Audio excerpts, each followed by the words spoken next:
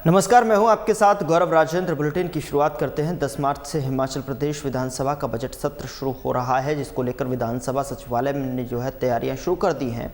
सत्र से पहले सुरक्षा, सर्वदलीय बैठक जैसी सभी औपचारिकताएं पूरी कर ली जाएंगी और इसकी जानकारी विधानसभा अध्यक्ष कुलदीप पठानिया ने दी है। और आपको बता दें कि विधानसभा में हुई नियुक्तियों को लेकर विपक्ष द्वारा उठाए जा रहे सवाल पर विधानसभा अध्यक्ष कुलदीप पठानिया ने कहा कि जिन नियमों के तहत बीजेपी ने कार्यकाल के दौरान नियुक्तियां हुई, उन्हीं नियमों के तहत अब नियुक्तियां हुई हैं। अभी तो बजट सत्र पिछले कल नोटिफाई हुआ है, 10 से शुरू होगा। 10 से पहले हम आपसे भी मिलते हैं, लॉ एंड ऑर्डर की भी मीटिंग होती है, फिर सर्वदलीय मीटिंग भी होती है, बिजनेस एडवाइजरी कमेटी की मीटिंग होती है। ये प्रक्रिया 5 मार्च के बाद शुरू होगी और हमारी ये कोशिश है कि प्रदेश हित से जुड़े हुए सभी विषय जो विधानसभा में आए उन पर चर्चा हो, सार्थक चर्चा हो और प्रदेश हित में चर्चा हो। क्या सवाल उठाया, क्या नहीं उठाया, ये तो विपक्ष जाने, क्योंकि विपक्ष के भी स्पीकर रहे हैं और जो प्रक्रिया उन्होंने फॉलो की, उसी प्रक्रिया के तहत विधानसभा में नियुक्तियां हुई हैं और कोई नया नियम नहीं बनाया गया, नई कोई प्रक्रिया की विधि नहीं बनाई गई। वही विधि जिससे विपिन सिंह परमार के समय में, डॉक्टर राजीव बिंदल के समय में और हमारे बुटेल साहब के समय में या गुलाब सिंह जी के समय में या ठाकुर कौल सिंह जी के समय में जो नियुक्तियां हुई, उसी ही उन्हीं नियमों के तहत ये नियुक्तियां भी हुई हैं। उधर शिमला में हिमाचल कांग्रेस प्रदेशाध्यक्ष प्रतिभा सिंह मीडिया से अनौपचारिक बातचीत की है और इस दौरान उन्होंने कहा कि प्रदेश में कांग्रेस की कार्यकारिणी शीघ्र ही गठित की जाएगी। संगठन के लिए संभावित पदाधिकारियों की लिस्ट तैयार कर दी गई है। इसे प्रदेश प्रभारी को जल्द सौंप दिया जाएगा और उन्होंने बताया कि प्रदेश प्रभारी रजनी पाटिल अभी दिल्ली से बाहर हैं, वो शायद शिवरात्रि के बाद दिल्ली आएंगी। वहीं रजनी पाटिल का हिमाचल दौरा भी मार्च में प्रस्तावित है। वहीं एक प्रश्न के जवाब में उन्होंने कहा कि जिन्हें सरकार में पद नहीं मिले उन्हें संगठन में पद दिए जाएंगे। प्रतिभा सिंह ने कहा कि वो कार्यकर्ताओं को एडजस्ट करने का मामला बार बार मुख्यमंत्री सुखविंदर सिंह सुक्खू के समक्ष उठा चुकी हैं। कार्य में काम कर रहे हैं और हमने सारी लिस्टें अपनी तरफ से बना दी है। अब देर इस बात की है कि मैं जाकर स्वयं प्रभारी से मिलूंगी, उनसे सारी वार्तालाप करूंगी और सारे चीज़ों से उनको अवगत करवाया जाएगा और शीघ्र हम एक कार्यकारिणी तैयार करेंगे जिससे हम सक्रिय होकर पार्टी के लिए काम करना शुरू करें। कब जा रहे हैं उनसे मिलने? दिल्ली का कार्यक्रम है आपका? अभी तो वो गई हैं और उन्होंने कहा मैं शिवरात्रि के बाद आऊँगी, फिर उनसे बात करके ये पता लगेगा कि वो हिमाचल आएगी या मैंने भी दिल्ली जाकर उनसे व्यक्तिगत तौर पे भी मुलाकात भी करनी है और औपचारिक तौर पे भी उनसे मिलना है। तो ये कार्य जैसे ही वो लौटती हैं दिल्ली, तो उनसे संपर्क करके मैं ये कार्यक्रम बनाकर उनसे बात करने के लिए अवश्य दिल्ली जाऊंगी। केंद्रीय मंत्री बिट्टू आए थे शिमला में। मैंने तो डे 1 से, जब हमारी सरकार बनी, डे 1 से मैंने इस मुद्दे को बार बार उठाया है। सुक्खू जी से भी कई बार ये निवेदन किया है कि अब सरकार हमारी बन गई, हमारे लोगों ने जिन्होंने रात दिन पार्टी के लिए काम किया है उनको एडजस्टमेंट कहीं ना कहीं होनी चाहिए। ये बात मैंने उस वक्त भी की है और बार बार जब मैं उनसे मिलती हूँ तब भी मैं उनसे यही बात करती हूँ कि आप खुद भी संगठन में रहे हैं, आप जानते हैं कि किस तरीके से हमारे संगठन के लोग पार्टी को सत्ता में लाने के लिए काम करते हैं। जब भी उनको आदेश दिया जाता है वो फील्ड में जाकर पार्टी की मजबूती के लिए दिन रात करते हैं, तो ऐसे लोगों को नज़रअंदाज ना करें। हिमाचल सरकार में शिक्षा मंत्री रोहित ठाकुर प्रदेश के 50 मेधावी छात्रों के साथ 2 देशों की यात्रा से वापस लौटे हैं। यात्रा से वापस लौटने के बाद शिमला में मीडिया से बातचीत के दौरान शिक्षा मंत्री ने इस पहल को अपने 2 साल के कार्यकाल का सबसे प्रमुख कदम बताया है। शिक्षा मंत्री ने कहा कि अब तक केवल मंत्री और अधिकारियों को विदेश यात्रा का मौका मिलता था। प्रदेश सरकार ने पहली बार प्रदेश के मेधावी छात्रों को विदेश यात्रा का अवसर दिया। वहीं इस दौरान शिक्षा मंत्री ने एसएमसी शिक्षकों के मामले में कहा कि शिक्षकों को संयम बरतने की ज़रूरत है। आरएमपी रूल में किए गए बदलाव का लाभ जल्द ही शिक्षकों को मिलने लगेगा। और आपको बता दें कि शिक्षा मंत्री रोहित ठाकुर ने कहा कि प्रदेश के मेधावी छात्रों को सिंगापुर और कंबोडिया 2 देशों पर भेजा गया। ये न केवल हिमाचल प्रदेश बल्कि भारत के परिप्रेक्ष्य में ऐतिहासिक पहल है।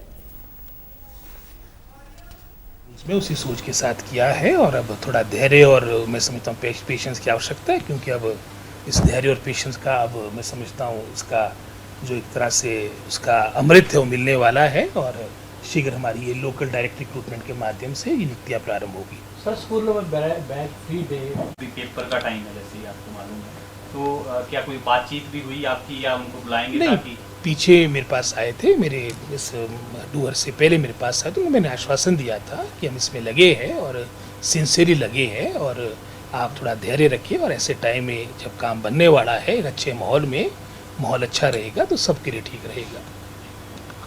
डिटेल से हमारी सोच यही है कि हमारे वर्किंग डेज, हमारे जो एकेडमिक डेज है वो बच्चों के बढ़े और इस सोच के साथ अभी आपने देखा होगा हमारा कैलेंडर भी आया है और इसको इस शैक्षिक सत्र में हम लागू करेंगे।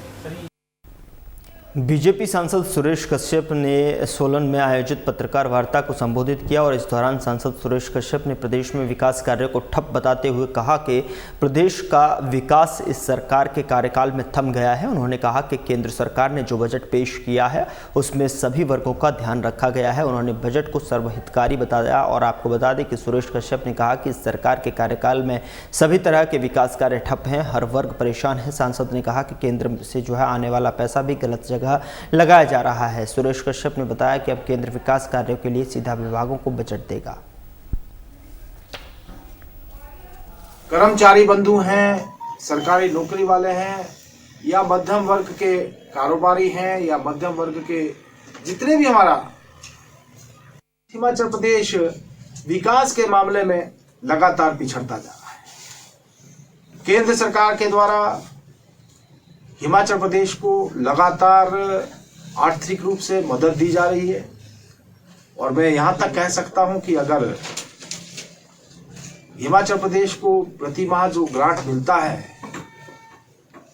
एसडीजी, अगर वो ना मिले तो हिमाचल प्रदेश में तो कर्मचारियों को तनख्वाह और पेंशन के भी लाने पड़ते हैं। और मैं आज ही पढ़ रहा था, आपके माध्यम से ही, अखबारों के माध्यम से ही पढ़ रहा था, हमको ऐसा भी हिमाचल प्रदेश में ज्ञात हुआ जो केंद्र से हिमाचल प्रदेश को विभिन्न विकास की योजनाओं के लिए पैसा मिलता था, उसको अन्य क्षेत्रों में डाइवर्ट कर दिया जाता था। जैसा कि रामपुर का ही विषय ध्यान में आया कि 2023 में जो बाढ़ हिमाचल प्रदेश में आई थी, उसका जो पैसा हिमाचल प्रदेश को मिला था उसको भी पीएम आवास योजना का जो पैसा मिला था उस पैसे को भी प्रदेश की सरकार ने जो है बाढ़ प्रभावितों के लिए डाइवर्ट कर दिया। राजधानी शिमला में बिजली की तारों के जंजाल से जल्द निजात मिलेगी और शिमला शहर में बिजली की तारों को अंडरग्राउंड करने का कार्य शुरू कर दिया गया है। और आपको बता दें कि पहले चरण में राहत होटल से ओक ओवर तक जो है बिजली की तारों को अंडरग्राउंड करने का ट्रायल के तौर पर जो है कार्य शुरू कर दिया गया है। लोक निर्माण विभाग द्वारा राहत होटल से कार्य शुरू किया गया और उसके बाद विली पार्क तक तारों को अंडरग्राउंड किया जाएगा। इसके लिए मुख्यमंत्री सुखविंदर सिंह सुक्खू ने 120 करोड़ रुपये जारी किए हैं। अंडरग्राउंड यूटिलिटी डक्ट के माध्यम से जो है तारों को बिछाया जाएगा और इन्हीं डक्ट से जो है कनेक्शन भी मिलेंगे। तारों को अंडरग्राउंड करने से खासकर शिमला शहर के लोगों को बड़ी राहत मिलेगी। शिमला शहर में जगह जगह बिजली की तारों का झंझर जो है देखने को मिलता है। ऐसे में यहाँ पर हर समय खतरा भी मंडराता रहता है। बिजली की तारों के अलावा इंटरनेट और केबल के भी तारें लटकती रहती हैं। वहीं तारों के अंडरग्राउंड करने के बाद शिमला शहर के खंभे पूरी तरह से हटा दिए जाएंगे।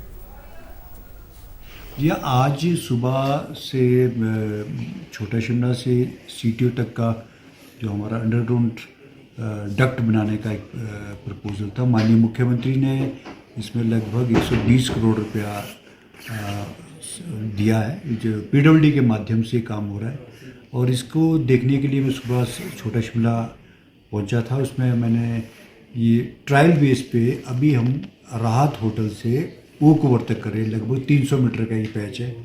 इसका कार्य आज से शुरू हो गया और ये हम इसमें कामयाब अच्छे से हो गए काम करने में, तो एक हमारा एक बड़ी उपलब्धि रहेगी। तो हम इसको छोटा शिमला से लेके सीटीओ तक इसको करेंगे और अगर ये सारा ठीक रहा तो हम फेज़ मैनर में फिर हम पूरे शिमला को साथ साथ इसमें, क्योंकि एक बहुत बड़ी समस्या है, बिजली की तारें और केबल की तारें बहुत लटकी है, इसको ठीक करने का हमारा प्रपोज़ल है। माननीय मुख्यमंत्री ने इसमें स्वयं पेड़ लिए और वो 120 करोड़ रुपए की राशि पीडब्ल्यूडी को इसमें दी भी रखी है और आज इसका कार्य शुरू हुआ है और इसको हम खुद मॉनिटरिंग कर रहे हैं। 300 मीटर के पैच इसका ट्रायल कर रहे हैं। समग्र शिक्षा अभियान के तहत बीआरसी कार्यालय राजगढ़ में प्रौद्योगिकी संवर्धन विषय पर 5 दिवसीय क्षमता निर्माण प्रशिक्षण शिविर आरंभ हुआ। ब्लॉक स्तरीय परियोजना अधिकारी और वरिष्ठ माध्यमिक पाठशाला राजगढ़ की प्रिंसिपल कांता चौहान ने इस कार्यक्रम का शुभारंभ किया और इस कार्यशाला में राजगढ़ शिक्षा खंड के भाषा अध्यापक, कला अध्यापक, टीजीटी कला के लगभग 63 छात्रों ने भाग लिया है। और इस कार्यशाला के समन्वयक प्रेम चौहान ने बताया कि इस कार्यशाला में सभी अध्यापकों को प्रवीण शर्मा, ब्रजेश पुंडीर, दिनेश शर्मा, प्रदीप ठाकुर, नेत्र सिंह ने स्रोत व्यक्तियों के तौर पर जो है अपनी भूमिका निभाई है। सभी स्रोत व्यक्तियों द्वारा जो है उपस्थित अध्यापकों को प्रौद्योगिकी संवर्धन विषय पर आधुनिक तकनीकी के प्रयोग और इसके लाभ पर प्रशिक्षण दिया गया ताकि ये अध्यापक अपने अपने विद्यालयों में जाकर छात्रों को आधुनिक तकनीकी के साथ शिक्षा प्रदान कर सकें। फिलहाल बुलेटिन में इतना ही। नमस्कार।